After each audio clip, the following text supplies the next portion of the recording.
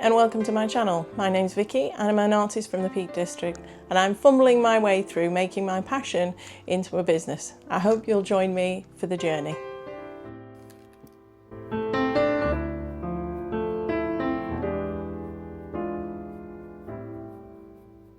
I've done a review on the Pablo coloured pencils and one on the Derwent Lightfast. Today we're going to be reviewing the Polychromos. And I know I'm probably pronouncing that wrong. I just wish that people would just name them normal things.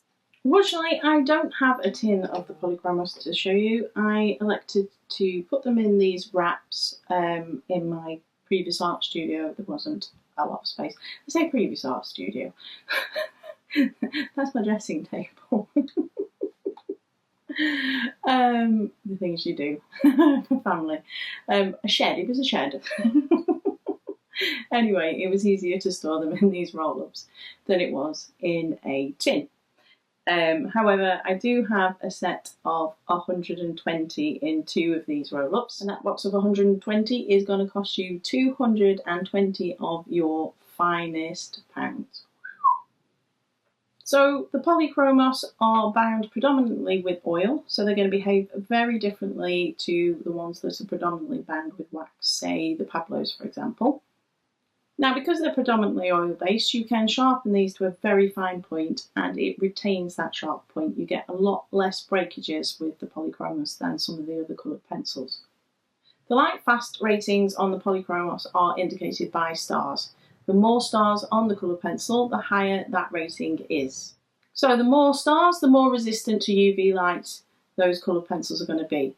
Now, you should never place a piece of artwork directly in the sunlight, but you are going to get UV rays wherever you place a piece within your house.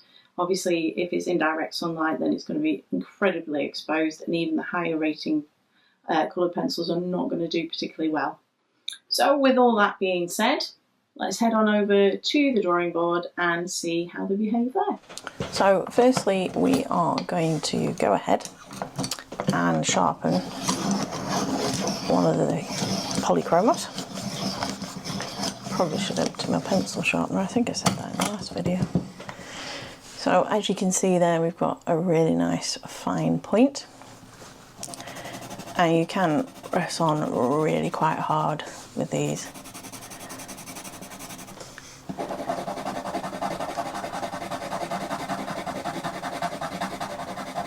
That is definitely its strong point.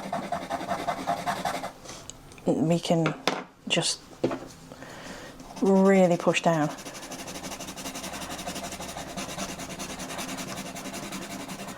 And they layer very well on top of the other.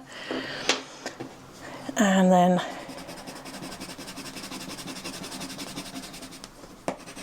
we shall see in a minute how well they blend. So I'll take some of the zestic. We don't need too much.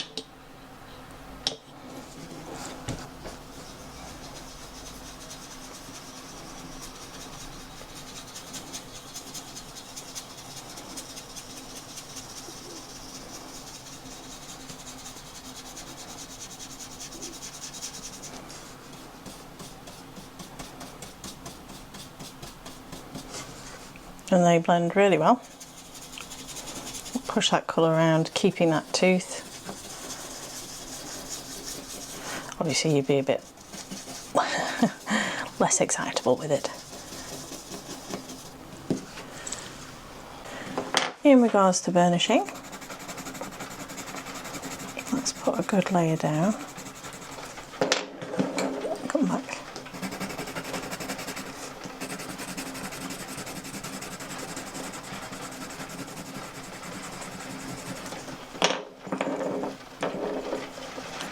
It'll keep running off.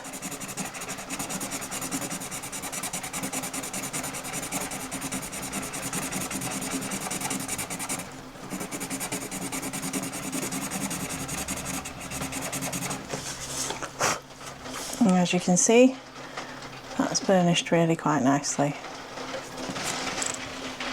And so here you can see the array of colours. What I find most impressive is the amount of greens, particularly when you do animals and nature. that's incredibly assistive. And then the rest of the colours. There's a lot of reds and pinks, some nice yellows. There's quite a few quite nice browns. You can see I've got quite a few different short ones.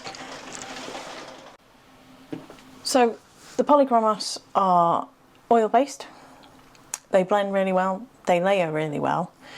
The sharp point that you can get on these coloured pencils without it breaking is second to none. I haven't come across another coloured pencil that you can get to such a sharp point.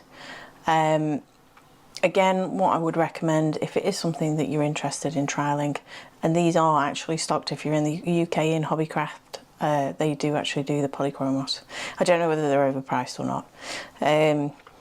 You can also get them at different art shops online.